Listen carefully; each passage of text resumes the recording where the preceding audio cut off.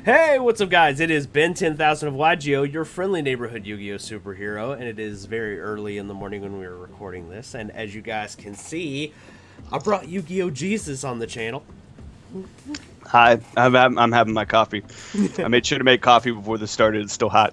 It's a good idea. I had one about 2 hours ago just to make sure. I actually haven't been to bed yet, so Oh, wow. yeah. Yeah. So for me, it's like midnight. For you, it's in the morning. Yeah, for sure. Yeah, but I'm a vampire by nature, so I've got, we're doing a little interview, and I've got a few questions, and I've also got some that are a little more personal, a little less Yu-Gi-Oh, but nothing too crazy. Like I'm not gonna ask you what your serial number is or anything like No, that. yeah. What's my serial number? Oh, you mean my social? Yeah, you know what We I might as well mean. have serial numbers. We're all bots and we're all programmed, right? Yeah, pretty much.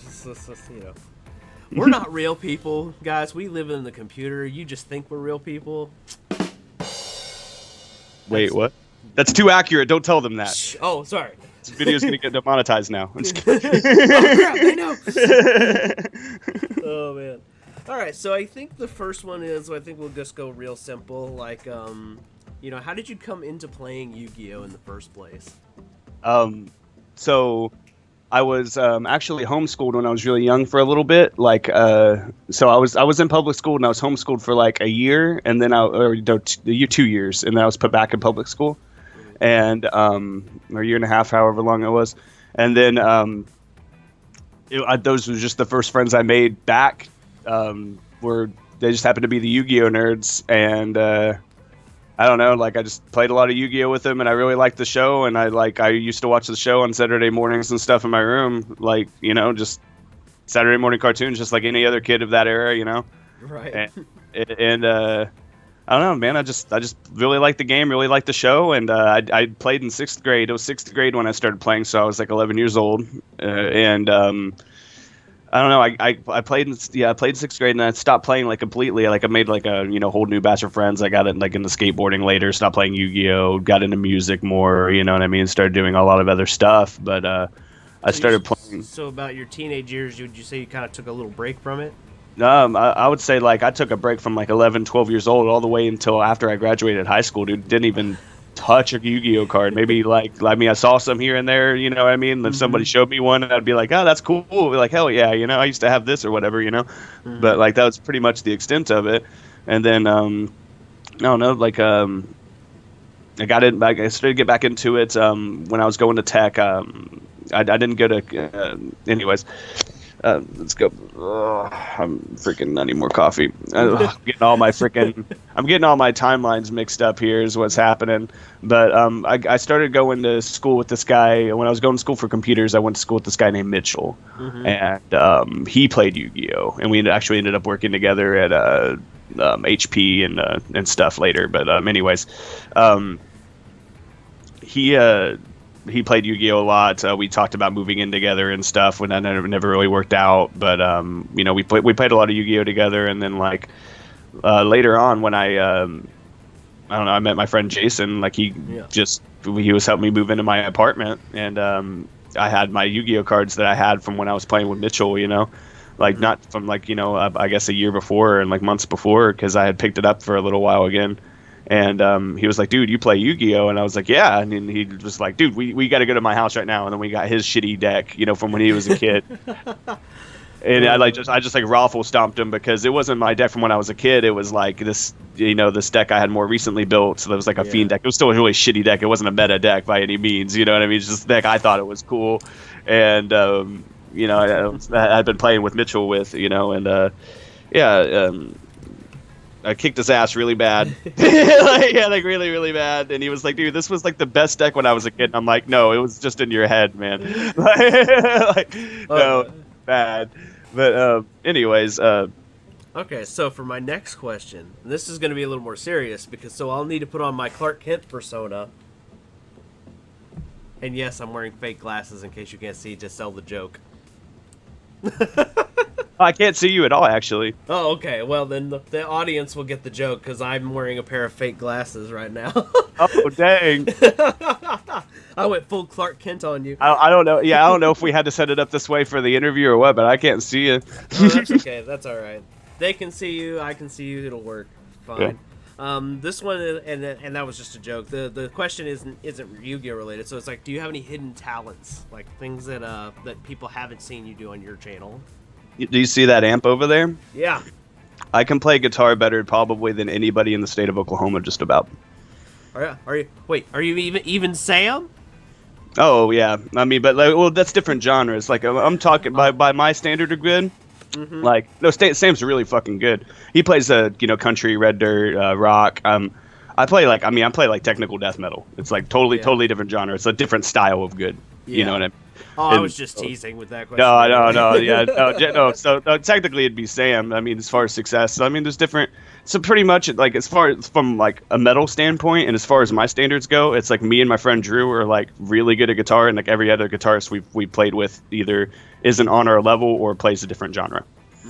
Okay, that's pretty much how it goes. That's pretty cool. A little insight into your personal life, because a lot of people, when it comes to Yu-Gi-Oh players, they think we're just kind of all about Yu-Gi-Oh. And obviously, I don't think anyone is really that one-dimensional.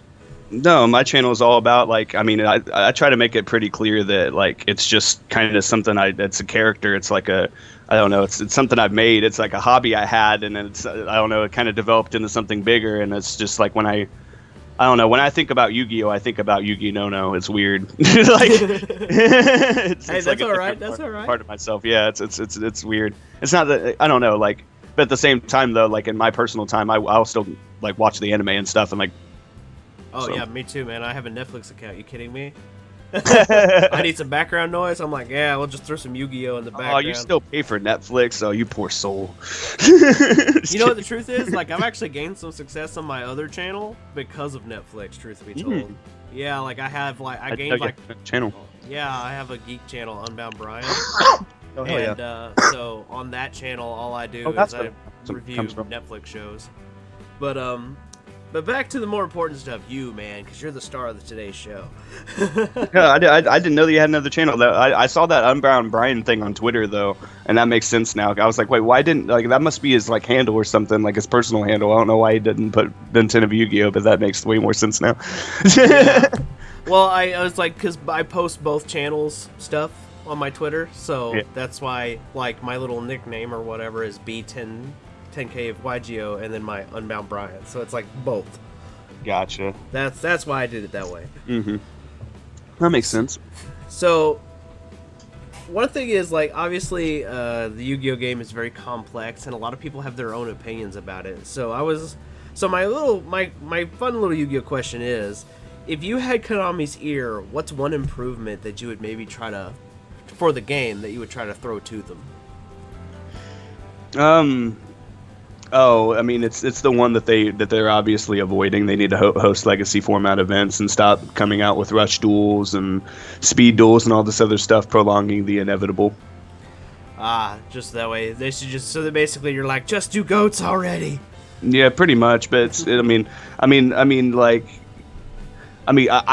like, you know, going into Yuginono mode, like, fuck yeah, they need to do goats. Like, why aren't they doing that already? Like, god damn it, Konami, they're, you know what I mean, whatever. Yeah. But me personally, like, looking at it from, like, a business standpoint and stuff, and just looking at the community and, like, just, you know, and then me, you know, then, of course, my personal opinions, you know, being a player after all.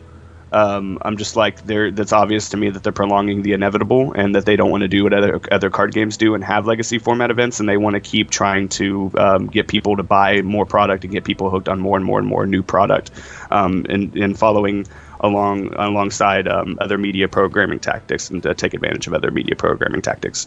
Yeah, because I imagine legacy formats don't exactly inspire people to buy new cards; they just buy old ones. Yeah, I'm not going to get into the detail about all that. It's just pretty much it appears to me like a prolonging the inevitable kind of thing, and plus, like, legacy format events are funner anyways. There's more skill involved. It's more like playing poker instead of like the cards beating you. It's actually the player beating you, and you're not getting sacked by just a bad matchup. You're actually getting a good matchup. So you know, you're getting a good matchup. So it'd be like that way if you're playing, and also if, like, when you're an older school player like us, who's kind of, you know, been around a little while, you know, that way if you were to say, like, you're playing your Teledad deck, you know, let's just say we're like, oh yeah, go ahead, you can play it all, it's all legal, and then I play my modern dinosaur deck. It's not exactly a fair fight. Right. It's not even close. Like, I mean, it's just like what I was explaining earlier. When, you know, even though I didn't have a meta deck built, just a newer deck in general compared to what he had when he was a kid. And what he had wasn't when he was a kid. Let's just be real, it's not going to be optimal either. Yeah. But just in general, the newer stuff, even non-optimal newer stuff, is just going to kick the shit out of the old stuff. It's just how the game progresses. Yeah. Because I mean, it's like, okay, we have I mean, if you just look at, I mean, it's like, well, getting a well-rounded format and getting everything in check, and then it's adding new dynamics after that. That's how the game evolves, and that's new cards coming out. Yeah. I saw a video that you made that I really enjoyed, and I thought it was like, I loved the message in it. It was the video where you were talking about bullying and how it's not cool. I was just curious as to what inspired that video, that kind of PSA style video, and you actually employed your Yuginono character. No, so it's like, okay, so I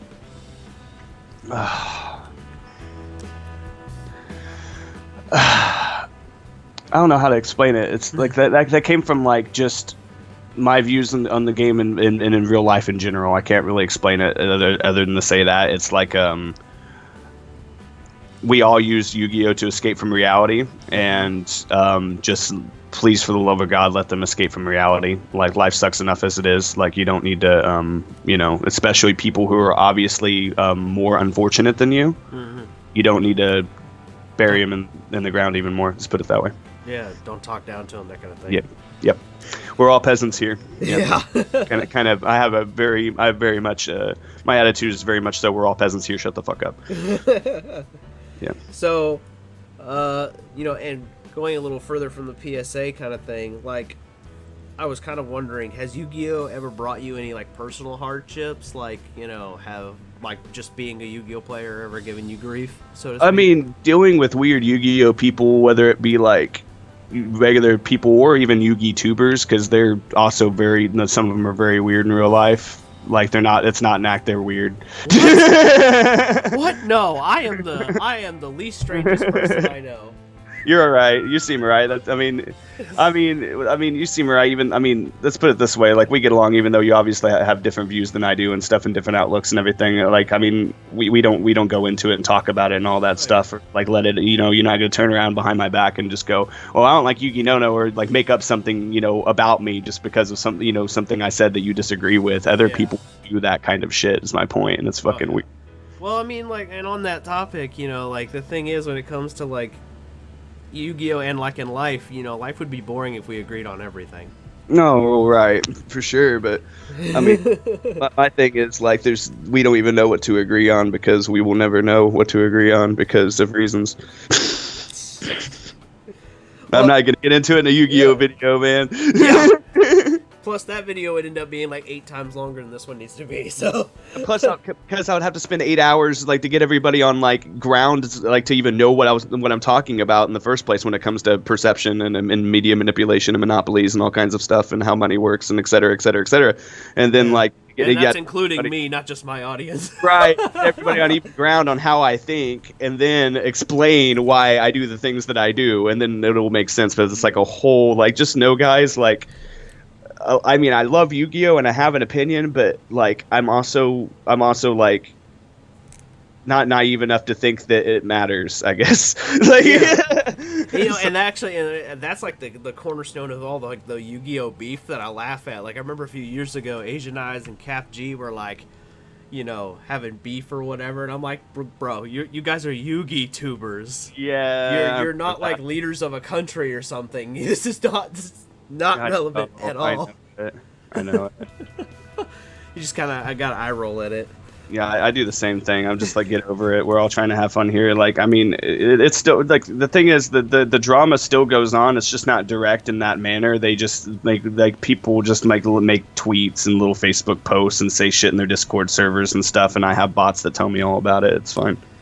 I mean, like, that's just silly, man. We're Yu-Gi tubers. Yeah, it's fucking dumb.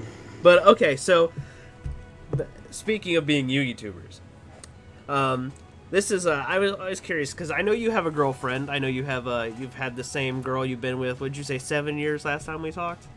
Yeah. So this year's we started dating 2013, so it'll be 7 years this year.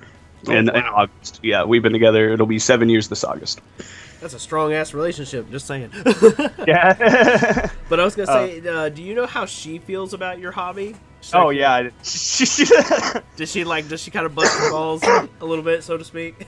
Not as much as she used to. She's just accepted that it's just kind of like how I, so what I said earlier is how I escape from reality. It's how I have fun. It's my hobby, Right. It's I don't know. It's kind of invaded our life though, because, Yuginono got pretty big. I mean, even like we didn't realize how much it had invaded our life until I quit for 2 years. And like, it still like was obvious how much, of an impact I had on people, and people were still messaging me all the time, and everything. And eventually, obviously eventually came back, but Right. just because it's such a huge impact on our life. But I would say like when I quit and all that is when she stopped. When a lot of that kind of stopped, and she realized like the scope of how much I guess I don't want to sound full of myself or anything, but like how much I mean to people, how much the Yuginono and Eugene mean to people, the things that I do, like I really just I make the content that I would have wanted to watch as a middle school dork. Yeah. Well, I mean, Pretty like, much. and I don't think it's big headed really at all, to be honest. Like, even I was all like kind of bummed out when you quit. I'll be straight with you. I was like, oh man, all the good YouTubers are quitting. Yeah, is that actually one of your questions? Was that one of your questions why I quit? Because we can get that knocked out of the way right now if it's on your list of questions. You know Well, what? subject. It was kind of like I have an outline of questions, so it's kind of like kind of leads into it. Like, so yeah, go ahead. Why did, if you want to tell the audience why you quit, go ahead. Oh, I mean, it's pretty much a lot of what I said in the videos. Like, I mean, when I said my videos plural, it was like I looked at my life and I was like, I can't do Yu-Gi-Oh forever because this is a card game. You know what I mean? And then Yeah. I don't know. But I know the things about the world that I know, and I don't know. I can't explain it except to say that I came all the way back around full circle, and was just like, I can totally do this all the time. Like everything else is fucking lame.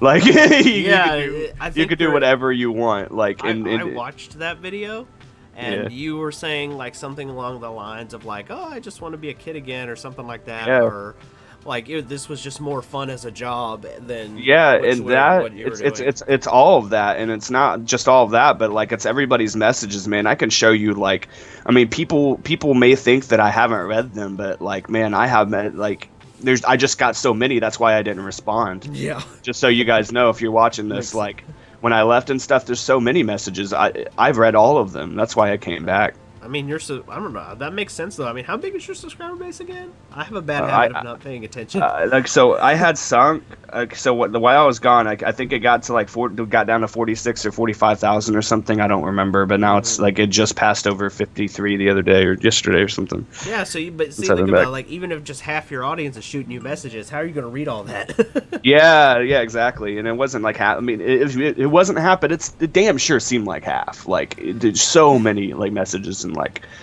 I needed to come back. I needed to figure my own shit out, guys. That's pretty much all it comes down to. Is I need to figure my own shit out, and then also like I don't know. Another reason why I left, I'm serious. Like YouTubers are kind of weird, and the other Yu-Gi-Oh players, they're kind of weird. Like I kind of got to a point where I was like, do I really want to be associated with these people? And it was a really selfish and mean thing to do. And at one point I said no and left, and then it's just a really selfish thing to do. I don't know about selfish. I think you're allowed to experiment and to see if there's different paths you'd rather take. I don't know if it's necessarily selfish per se, but when you have this many people, like when you have as many people as I do, like especially like kids and stuff and like dorks that just want to play Yu-Gi-Oh. Okay, now I see where you're getting at. Kind of like is it kind of like the whole? There's like, a lot of responsibility being Yu-Gi-Oh Jesus. Okay. I have a feeling I'm going to learn this lesson eventually. I'm much smaller than you, so I don't really have anybody that like looks up to me. So. Well, it's something I didn't used to take as seriously as I do now. Like, and I don't think I'm actually Jesus or anything, but on the principle of being a good person. You, Jesus? Yeah, but being like, I mean, the idea of being a good person, being a good influence, and telling people to knock it off and just have fun. Yeah. Because that's what the real Jesus did. I mean, if you read the Bible, what did that dude come here and do? He looked around and went, "You're all fucking weird. Knock it off and get along with each other." That's Yeah. like, I mean, it's a long story of him saying pretty much that. Like, Yeah, in a nutshell. In a nutshell. Do you have any really ambitious Yu-Gi-Oh projects that you haven't done yet? Like, is there anything like where you always wanted to like take like a bunch of Yu-Gi-Tubers and do like one big giant video or anything crazy like that? actually, I haven't really thought about it. Like I have like since I've been having some success, and actually the most recent video was the one with Slim where I had him on. After that video, Great, by the way. yeah, I liked how it turned out, and then I did one with Triff, and like those kinds of videos that I've been putting out with people. I've been thinking about having like one with everybody, have a be open to having a collab with everybody, like be on the Yuginono show, kind of like how I don't know, remember Yugimation? Yeah. Yugimation used to have people like guest voice like the characters that you draw and stuff, Oh, yeah, that's true. I forgot. I did Thousand Eyes Restrict in one episode. The diamond did the rough, whatever. But yeah. I dig it. It's kind of like that, but like, people can come like guest star and play characters. Like they don't have to like, I don't know, random example, but if like, Simo came on for an episode, or Mega Capital G, or whoever, name your tuber, they wouldn't have to be Mega Capital G or Simo. They could be on just to be a person that Eugene fucking torments or something for a little bit, Man, I'm not even gonna lie. I like started like imagining myself in Slim's shoes, like my character, and I was like, no, don't have enough superpowers for this. Yeah. Oh man. Okay, so now I'm going to go on with some more serious questions that are going to kind of relate to the way things are happening in the world right now. So, and I'm sure you. I'm going to have to tiptoe around this. I don't think you'll have to tiptoe. Really, it's the big thing that's everyone's terrified about right now. Mm-hmm. With obviously, we're going to call it the Crush card. You know what I mean? Because that's its nickname here in the Yu-Gi-Oh! Call community. it the Crush card, yeah. Yeah, with the Crush card going around, are you at all worried about Yu-Gi-Oh's future? Like the future of Yu-Gi-Oh? And about as worried as I am as anything else, man, which is not at all. Well, I mean, it is a card game. I mean, and it could easily be revitalized or whatever. You know what I mean? Yeah. I'm not gonna get into it, man. My full answer would be an hour-long answer. So to answer it accurately and not only to answer it accurately, factually, and as close to my opinion as possible while remaining factual, it would take a while. So in essence, no. Yeah, you're not worried at all. I'm not worried at all. No.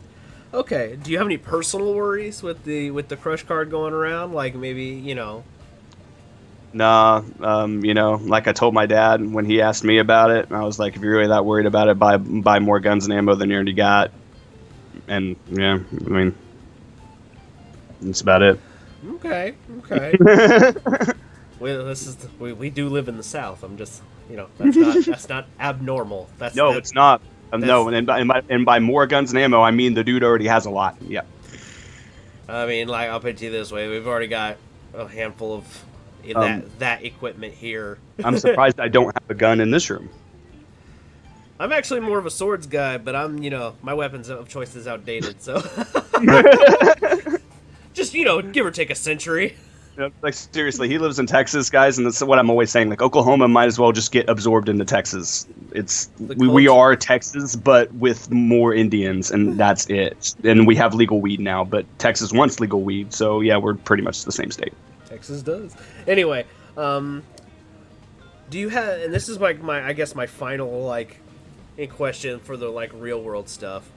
I was gonna say, do you have any uplifting words that maybe for those people who are kind of concerned for themselves? I mean, obviously, turn off the fucking TV.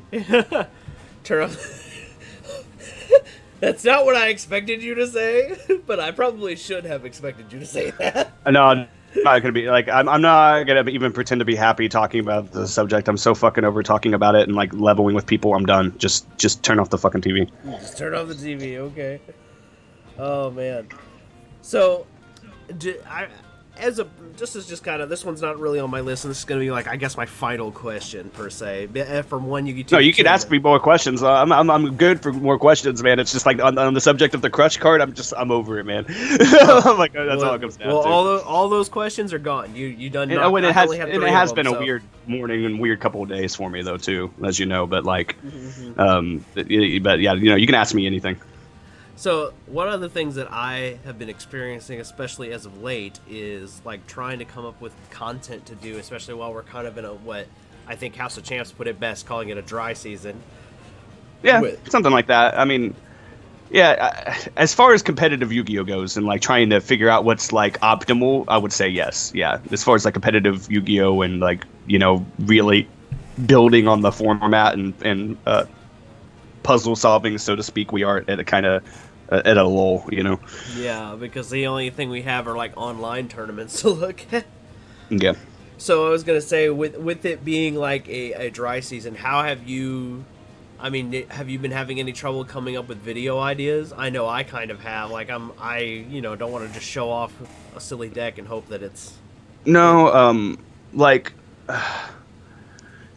for me, it's more like figuring out which ideas that I've had that I can do. Because I mean, I have the opposite problem where I have too many ideas and I have a to-do list that's like way fucking long, and my to-do list keeps getting longer because I can't just turn on the camera and make a video or show a deck. I'm Yuginono and I have like all this shit and production value I got to do. So like you know what I mean? So like I have to plan shots and like do all this stuff before, you know what I mean? So that's the difference between your content and mine. When I do a skit, you can tell it. You can tell that my equipment is crap. Oh, I mean it's not that I have the best equipment either. I mean, here's my camera right here. I mean, like I just have like a Rode mic and the same 1080 4K/4K camera I've had for a couple years now. I think that my mic might be the only good thing I have. Yeah, the Rode mic, I will say, like I didn't think that this shotgun mic was going to be that good, but I get away with a lot more than I should with this thing. Like it's a pretty fucking good mic. So, okay. That was kind of like that was my personal question, because like I, as a Yugi tuber myself, and I do think I've earned the title. I've had some people say, you don't have enough subs to have the title. Bullshit. Of a Yugi tuber? Yeah. I thought, wait. I thought the definition was making YouTube content for YouTube. Yeah. But Yu-Gi-Oh themed. Yeah. That's literally what I thought. But this happened like a few months ago. But I was commenting on a post that Team APS had on Twitter, and I said, yeah, we YouTubers have that problem or whatever, throwing myself in there because I think I qualify. And some asshat's like, you only have like 300 subs, man. He was looking at my other channel. He wasn't even looking at my bent-in channel. And I like how it's like you're not valid as a person because you don't have enough subscribers. Like so if you were to start right now, you wouldn't be valid either. Mm-hmm. I need you to think back what you just said. Like fucking hell, man. Yeah. So I about damn near had an aneurysm, just kind of like my brain like short circuited for a minute. They're like, what?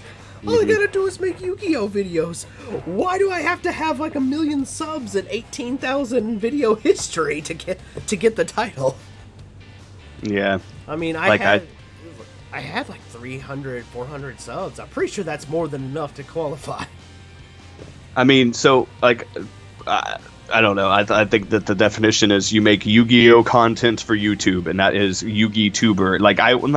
I would even count people who are just starting as Yugi-tubers, unless they're, obviously just the ones. What makes me upset is like when people like start doing YouTube and they fully expect themselves to get like 100,000 subs like that or something, and then they're mean to their commenters and stuff, and it's from an obvious place of insecurity and all that. And like, I'm talking about like that because I've seen that in small Yugi tubers. I've seen screenshots of it and stuff. I talked to several smaller Yugi tubers, yourself included. Nod and Kat, they were in some videos with me. You get it. I talk to people. Yeah. But like there's a difference between that and like the really really like I don't know, let's put it this way, they have other problems in their lives and they're they really want their YouTube channel to work, and it's not. But So and they're so you think that's why they lash out, is because their channel's not where they want it to be? It's exactly why. I mean, like, it's basic psychology. When you lash out at anybody, it's because of something that you're jealous of or don't like in yourself. You're either jealous of what somebody else has, so it's an insecurity in yourself, or some other kind of insecurity in yourself, or something that you see them doing that you wish that you didn't like or something. Yeah. It's all kinds of different things. It's basic psychology. It's like 101 shit people need to get over themselves. Well, like, from my experience, I feel like when any person is faced with any kind of adversity, and I'm just going to apply this just to Yu-Gi-Oh in general, because obviously we could go for hours on the adversity topic, but just in Yu-Gi-Oh, in the line of Yu-Gi tubing, I feel like you have two paths.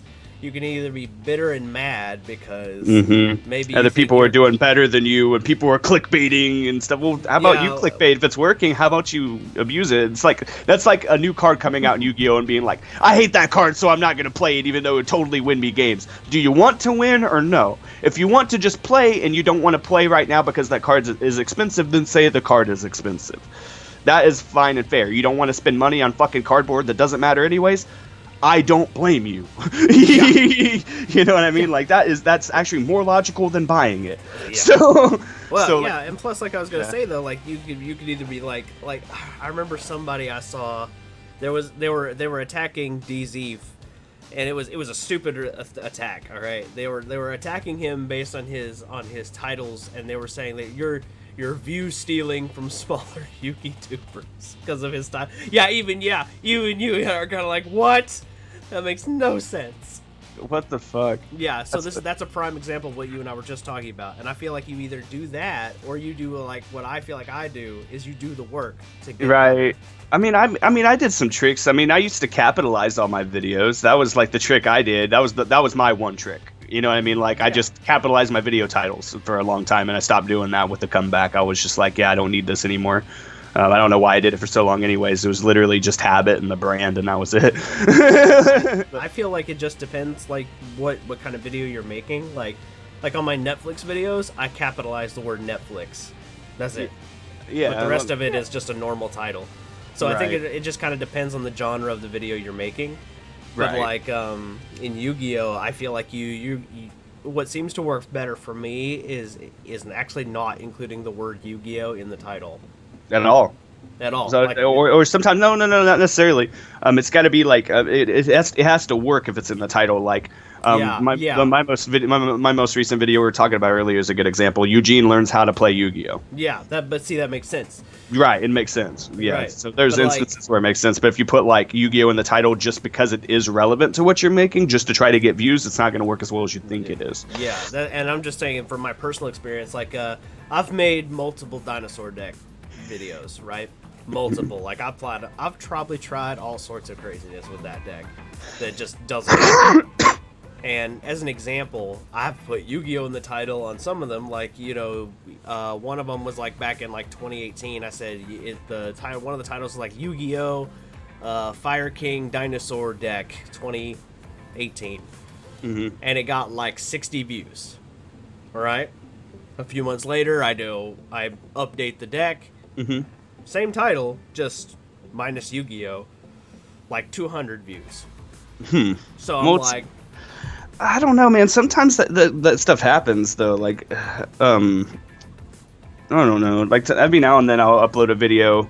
Like, okay, what's the last time? I can't remember. I remember the last time this happened. Okay, last time this happened to me, it was a series that I would have started if people kept watching it. I just did Yu-Gi-Oh in less than 5 minutes. I did one episode of it because it's something I always wanted to do. And like watching Yu-Gi-Oh, like all the material is fucking there. Like for you to remix the thing, all the footage is already there. You just need to re-chop it and have the vision. You know what I mean? And like I did that with the first episode. Second episode was a little harder to do. But people really liked the first episode, and I think it got like 8,000 views. I can't remember though off the top of my head how many views it had, but like not as much as one of my normal videos, but still a lot for like a new kind of series, right? Yeah. And it actually got monetized somehow. So I was like, okay, yeah, I could make another one of these. I made another one, and actually uploaded it on Thanksgiving for everybody, so they can have like something watch for Thanksgiving, and then it barely got any views. And I thought it would based on the last one doing so well for a new series, and it didn't get any views at all. So I just stopped making them because I was like, you know what? I stopped making them not because people stopped watching them, but mainly, honestly, because I was like, if I keep doing this, they're probably going to get my channel flagged because like I got away with it a couple of times, but that doesn't mean that I'm going to keep getting away with it. Right. That's just going to draw more attention to myself. Well, like on my series, the Structure Deck Wars, where I had like all the structure decks, you did the little skit with me. Yeah. Which, by the way, my audience. Oh, by the way, out. even though in my personal opinion it falls under fair use, but keep going. Sorry. Yeah. I wanted to add that. I was just gonna say, like, something that I noticed in my series was also sometimes it was dependent on the deck. Like anything that was pendulums, zombies, dinosaurs, heroes, or dragons, those were the decks that did the best. And then if it was like, Oh yeah, like, I forgot about that kind of stuff. Like on like up and coming in YugiTube. Like okay, there's a lot of those kinds of little quirks that I can remember if I'm reminded. And that's one of them is like that. A lot of my deck choices were influenced like by what got views in the early days, but not fully. But I will say that it actually even guided my hand into playing Cyber Dragons even more than I was already, headed in that direction because it could go second and it was a structure deck, so therefore it was cheap, and it was also something that you could hollow out because it also came in high rarity. Ulti Cyber Dragons, Ulti, you get it. It's a cool deck and it's from the show to boot, and it's just everything going for Cyber Dragons already. I was already going to play that deck, and then to boot, when I started making deck profiles and actually kept playing the deck and people watched me and liked me playing the deck, that had an influence. Definitely. Oh yeah. Well, I mean, and I think that's going to affect all YouTubers. I think, especially they kind of pay attention to that kind of thing. Yeah. But like my pet deck right now is dinosaurs. My pet deck before dinosaurs was Lightsworn. But if I make a Lightsworn video and then I make a dinosaur video, the Lightsworn video is still going to do better. Yes. Because it's just that much. It just has that kind of cult following.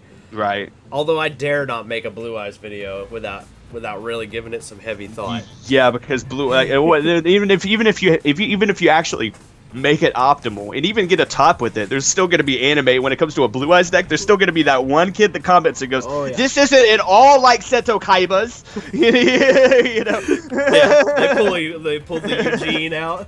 Yeah, just like, oh my gosh. Like, this right here is not the proper way to play Blue Eyes. Yeah, exactly. Oh yeah, I'm not gonna lie. I thought about like trying to do like my version of Eugene when you quit, and then I was like, nah, that's his thing. I don't want to do that. And then I came up with the superhero theme because I thought it'd be cheesy fun. Plus, like Eugene's real, and like we play each other's parts, so it'd be, I don't know. Yeah, we can't have. Wait. He might be offended by that. Yeah. But yeah, that was like the idea. I don't know. It's just Yu-Gi-Oh has so much going for it that also like John's market thing has been going off like crazy, even though there's no tournaments. Like House of Champs. Yeah. Like, so I guess I don't know where that question came from. I guess so the idea was like, do you think Yu-Gi-Oh is gonna die? That was stupid. No, it's fine, man. It's fine. It's not gonna die. Plus, you can like chop all this out, like all this filler stuff, like including what I'm saying right now. Or maybe you can keep this part in just because it's comedic, that I'm talking about what to cut out. But you can just cut out all the bullshit. I can. I absolutely can. I usually do, like, my interviews, I usually try to leave them as little edited as possible. Just because I want, people to kind of understand the real you. Yeah, I mean, they don't just get a peek. You know what I mean? Like, they don't have to. Nobody has to know the real you on my channel. Just a little, like, cause I mean, look at it this way. I'm pretty sure most of my subscribers they only see me as the Ben 10 guy. No. They can know the real me. Like, the thing is, that's the goal of this interview, so they can know the real me. So, see, I look at it the opposite because, like, since I'm like Yuginono all the time, or I'm Eugene all the time on camera all the time, the time. You never get a chance to really be Tyler on camera. Ever. No, not anymore. And and even when I'm talking in front of the card wall, like, I mean, it's Yuginono persona. I'm not speaking like this. I'm speaking to you guys like this, and it's a totally different persona. It's a totally different kind of deal. It's weird. It activates a different part of my brain too. It's interesting to think about, like when I think about it for too long. I feel like I kind of do the opposite. I feel like I kind of just mix myself in with whatever the Ben 10 guy I get character kind of is.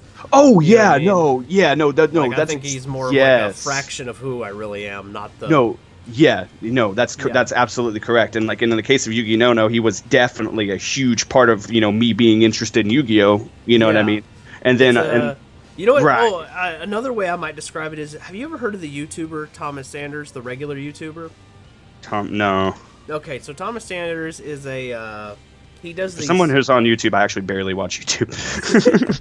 It's okay. But in summary, basically he does like a lot of feely good educational content, but he also does like skits, and he has like his different sides of his personality. He gives them like a whole character. Like, so for example, the side of his brain that is like logical is a character.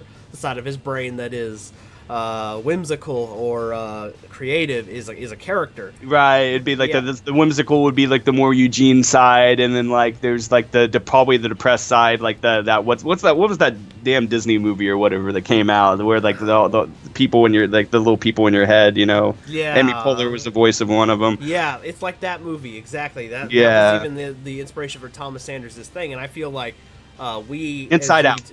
Inside Out, yes.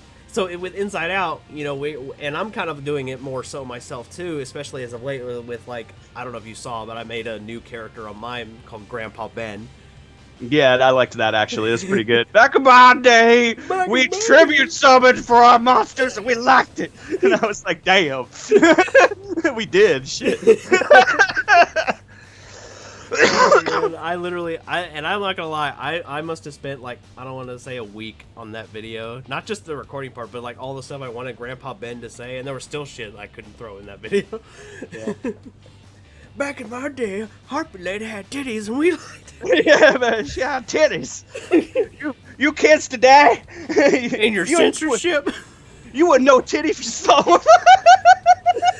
Yeah, and you see where I thought that was just a little too racy, even for Grandpa Ben. That's some shit I would say on my channel, like, cause I'm always like, I always pick on Eugene for being a weeb, you know what I mean? So like, that's, I drop like weeb all the time, like on the channel, like I don't care.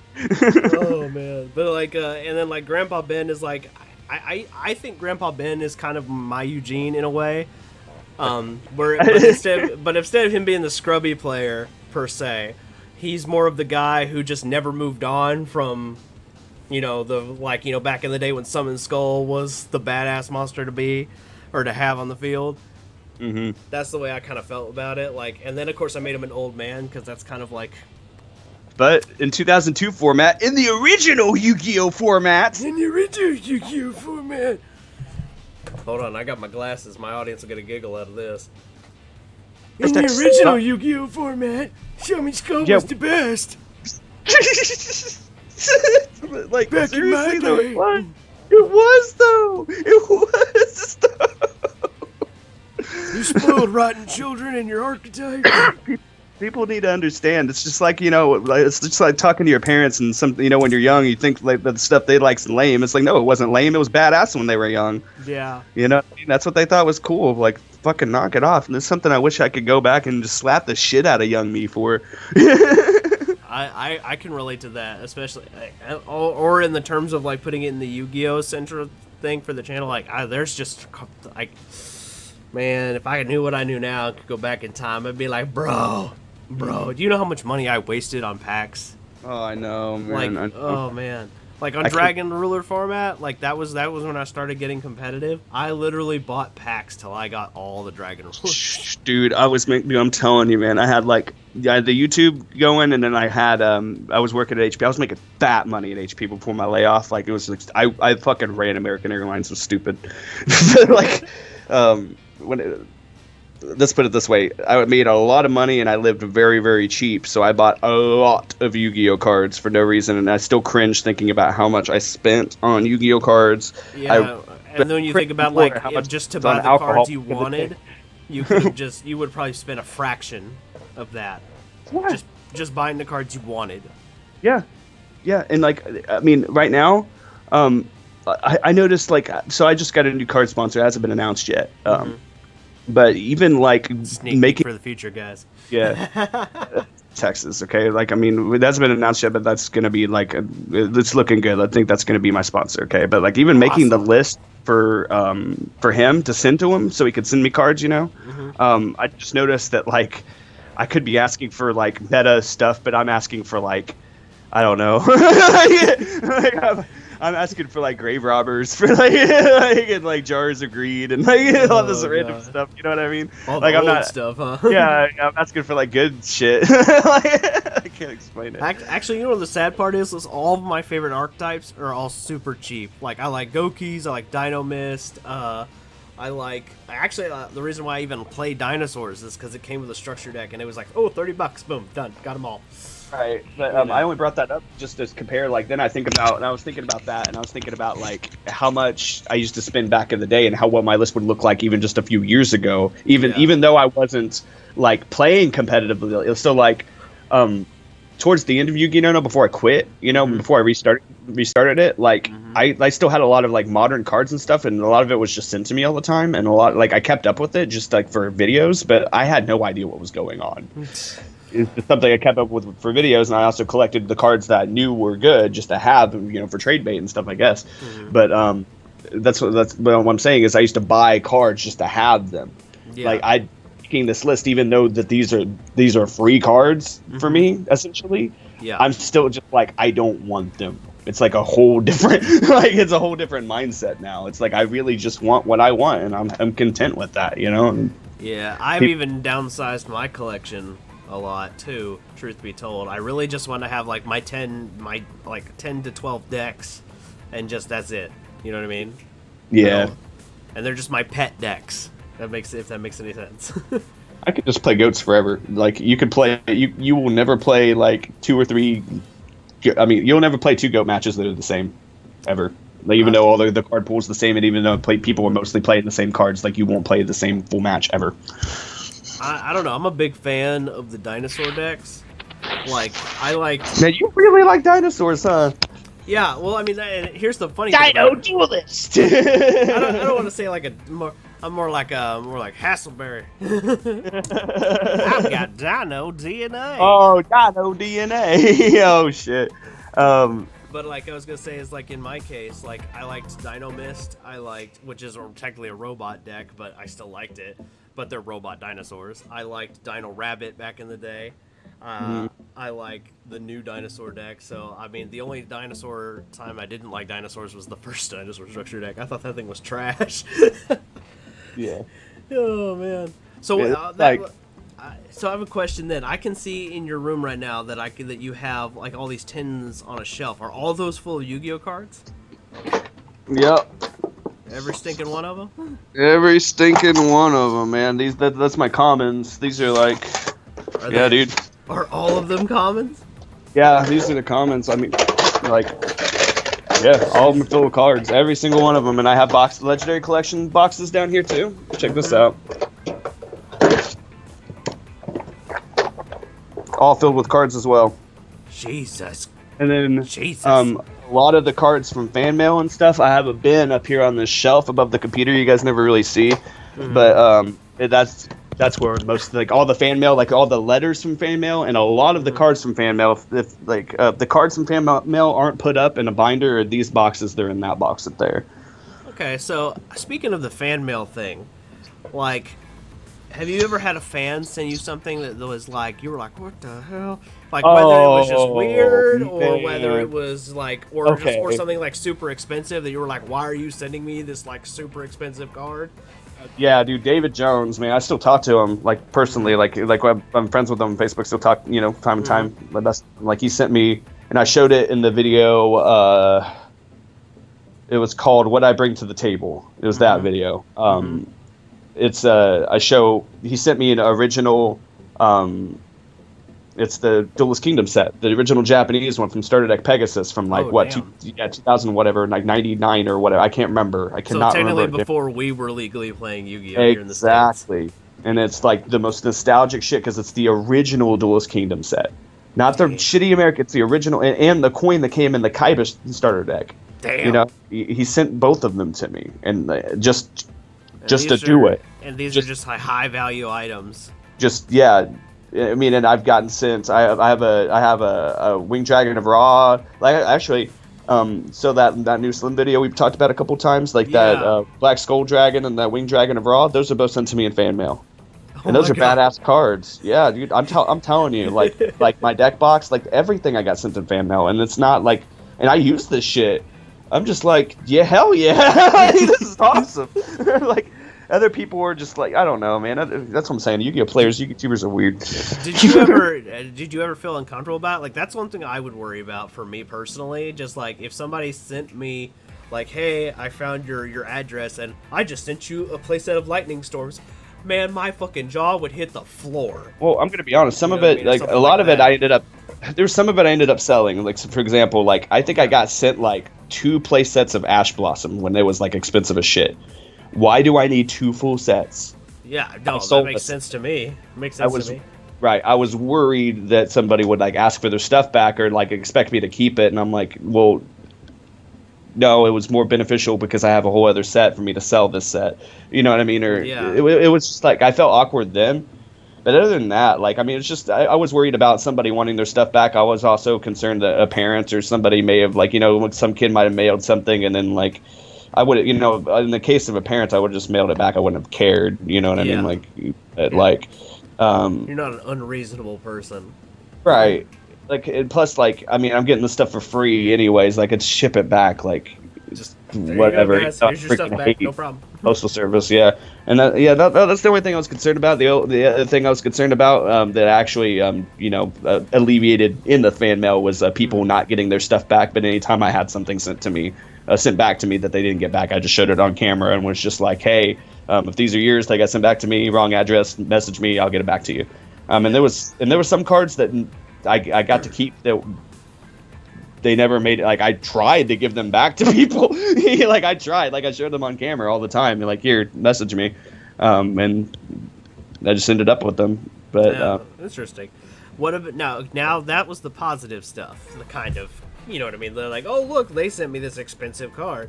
What about anything weird? Have you ever gotten, like, somebody, like, send you, like, a bag of, like, a turd or something? Something crazy? Actually, or hate mail or anything? No, knock on wood. Nobody did that in fan mail. I like the worst thing about the Yu-Gi-Oh fan mail was honestly just being stressed, like stretched to my limits, just making kids happy, pretty much, in my opinion. Mm-hmm. It was just always being at the post office, always signing things, stuff like that. Did you feel like a celebrity a little bit? I mean, yeah, but like yeah, as much as you can. I mean, let's put it this way: I didn't really feel like I've never really felt like a celebrity in Yu-Gi-Oh unless I go to a Yu-Gi-Oh tournament and everybody knows. You know, everybody comes up to me because I'm Yuginono, right? Right. And it's weird sometimes. And then the other players time, are weird, man. When it hit me that I was like kind of sort of maybe a little bit semi-famous, I was like, but not really, but at all. Oh yeah. Taco Bueno drive-thru. The guy in the Taco Bueno drive-thru recognized me. He was like, dude, like, you look way familiar, man. And I was like, do you watch YouTube? And he goes, yeah. And I was like, do you play Yu-Gi-Oh? And he goes, yeah. And I was like, hey. Yeah, like he was weird with me after that. Like he was just weird with me after that, like straight. And then I was like, okay, that's kind of cool. That was like the one time I've ever been recognized in public, if I remember. I can't remember another time. I have a funny, like, I feel like I can relate to that guy. And then, like, especially in my early, like when I had like less than 100 subs, I could relate to that guy. Hardcore. Like when the first time like I saw like Simo and DZ, man, my jaw like, and all like, of them, I was like, oh my god. Go to Yu-Gi-Oh tournaments? Well, of course they do. Right? Yeah. House of Champions. Oh yeah. And then, you know, of course, I was the same way when I first met Slim, like literally, and I met Slim like way back in the day, like before I even before the Ben 10 channel was even a thing. The Unbound Brian channel was actually a Yu-Gi-Oh channel. Gotcha. But I had quit because I worked at Walmart, and I thought and I had this, and I was like 24, and I decided my Walmart job was more important. big mistake. I mean, at the same time, like, don't quit your day job though. So. Yeah, but like I quit it so hard that like I quit YouTubing so hard that I didn't even give it like even my off time. I didn't give any of it to it. Like, I mean, that's how it was when I quit. Like people like, I've seen like people suggest that they like in the comments on my comeback video, like Yu-Gi-Oh must have been a big part of his life. That's why he came back, and it's like no, it actually wasn't. Like if it wasn't for Yuginono. Like I said, I barely played when I was young. It's all nostalgia for me. If it wasn't for the nostalgia and me being able to like get people to feel that nostalgia, and get Yuginono as big as and relatable as it has become, if it wasn't for that, I would never look back, like, because I like playing, but it's more for the nostalgia. I like playing, I like collecting, I like the art on the cards, I like the. I mean, there's a lot of esoteric stuff in Yu-Gi-Oh cards too. By the way, like I mean, yeah, there's a lot. Yu-Gi-Oh actually is a really broad. Based, I mean, like Kyron the Mage is based off of something. Like the Shaddolls are based off of something. It's all based off of the esoteric. It's based on the occult. A lot of it's based off of that stuff that I like to read about, anyways. So, and then plus, like, and they also have their own isolated lore on top of that. Exactly, and that's interesting as all hell. So, yeah. And then to think about it, like, just not even just that, like, Yu-Gi-Oh! Really has, like, alright, so you have fans of the manga, the anime, the video games, the card game, you have people who just like the art, you have, like, people who just like the game, like Slim, he's not, like, he was telling me, and, like, because I'm a big old, like, superhero geek, that's why my channel is based off of Ben 10, Yeah. Yeah. But Slim, he's like, nope, Yu-Gi-Oh's my only geeky thing, and I'm like, what? Yeah, like he's same. I mean, I got into Game of Thrones for a little bit, I guess, but like not like, I mean, I liked the show a lot. It was definitely the best show on television, and like it was interesting to read about the lore behind that and stuff. But we all know. We don't lie to me. We all know why you really like the Game of Thrones. Oh, the titties all the time. No, it's the gay sex. Got to be the gay sex, man. Oh my god. Oh shit, that's gonna be in the interview now. Oh god. Just upload that. Just upload that snippet. Like then, like just nothing else. And I'm like, fuck. Hell no. No, I'm leaving the whole context in. I mean, I want the audience to get a fucking good laugh. They ruined Game of Thrones. They ruined it. Like it wasn't the gay sex that ruined it, man. They could do all that they want. They just shitty writing. Just so bad. That ending was not the ending I was hoping for. It was not the ending that anybody. It was. There's a difference between like, I don't know. It's just shock. All these different tubers have said it better than I can. Mm-hmm. It's just shock value that wasn't earned. Blah blah blah blah blah blah blah. Like everyone's already picked it apart enough. I don't need to fucking add on top of it. Go watch any Game of Thrones bashing video. I promise that they're not, full of themselves. They're not being opinionated. They're being accurate. It's that bad. So basically, just skip the last season. Enjoy the rest of it. Exactly. No, exactly. Seriously. But although that one fight scene is pretty epic, I will say that where the Stark girl kills the king. Oh yeah, and she she drops the knife. Like I learned this in the streets, bitch. She like. I will say that one scene was like, whoa. Oh my god, I cried laughing. My kid brother. Like we watched that episode together at his house, okay? And when that happened, like right after it happened, that's the first thing he said. He got up off the couch, he's like, "I learned that in the streets, bitch!" Fucking rolled, like, cause you like just fucking like hand changes it and just shanks him, and I was like, "Fuck." That was excellent. That was like the only that was like this because like the first episode was slow and we were like, okay, is this gonna be good? You know what I mean? And then that battle happened, and even though the battle sucked and made no sense, that part at the end of the episode gave us fucking hope because it was that well written. And then the rest of the season sucked so much ass. It's just unreal. It's just unreal. But that move was like ninja level. Yeah, just like. Oh man. Oh, you brought up your brother. That's another good question I could ask you. How does your family handle you doing the YugiTube thing? Handle me doing it? Well, how do they feel about it? Do you know? I don't know. Like, my parents don't really. They're just like, as long as you're not like murdering people, we don't really care what you do, kind of thing. And I'm like, I'm not killing anybody yet. Getting close sometimes, but no, not yet, Ma. Haven't snapped yet. Yeah. Well, here's a good way to kill them. Just turn all their blood into wine. They no, seriously, they wanted me to come back and do it when I quit. They were like, you should go back and do it. There was a lot of people that looked up to you, and you should go back and do it. And they told me that the whole time I was gone, pretty much. Your parents, really? You know, actually, I've had a very similar experience on a different topic.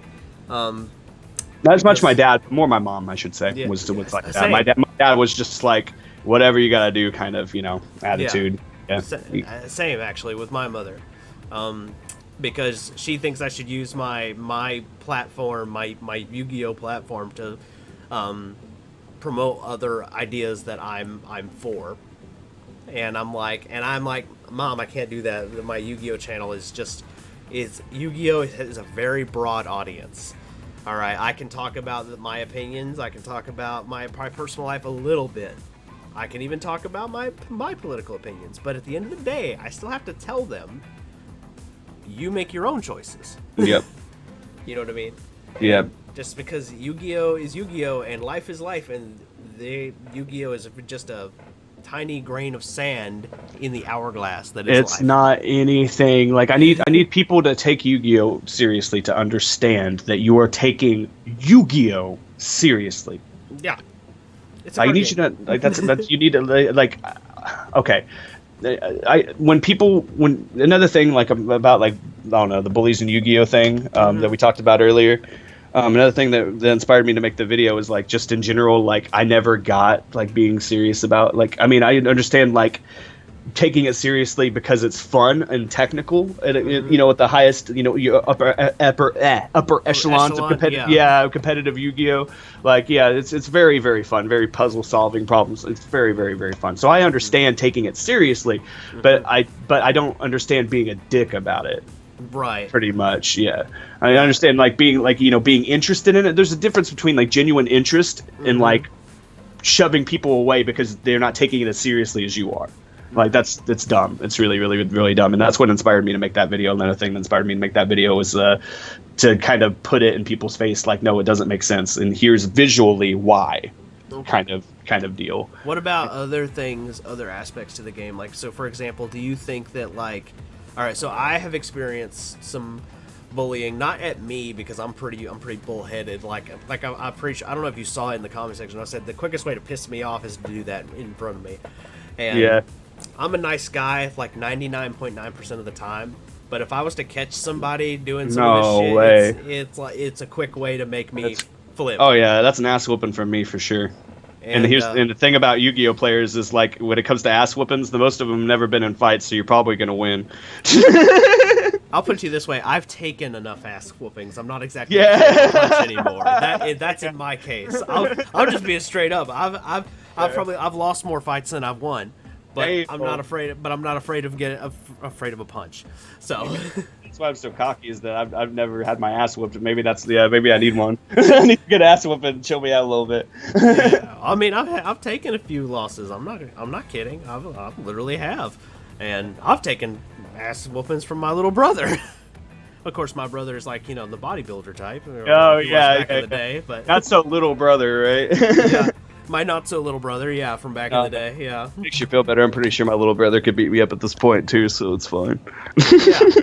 But the point is that like, I'm just when it comes to that kind of thing, like I'll take an ass kicking to make a point. Because but the point is that I'm not afraid enough to because most of the time with bullies they back off anyway. They're cowards by nature. Yeah, it's pretty much, and that's usually all I have to do with people. Like all jokes aside, like all ass kicking jokes aside, usually all I have to do is raise my voice to people and they knock it off. Yeah, because they're like, oh shit. Yeah. Because nobody wants to have a fist fight in the middle of a card shop. Like nobody wants an ass whooping from Yu-Gi-Oh Jesus. Like who wants that? Yeah. Like how hard is it to just be nice to each other? You're playing Yu-Gi-Oh. You're playing Yu-Gi-Oh together. I need you to understand that you're adults playing Yu-Gi-Oh. Life isn't bad. Shut up. Like yeah. Well, the other part of it is like you were on the bullying thing though. Is like some of the things that I have seen people do is like. All right, so I've seen the casuals at one table, right? And then at another table, and I won't name names, but there's one prominent player here in Texas, and if he ever watches this, he'll know that I'm talking about him, but I don't care. He doesn't know where I live.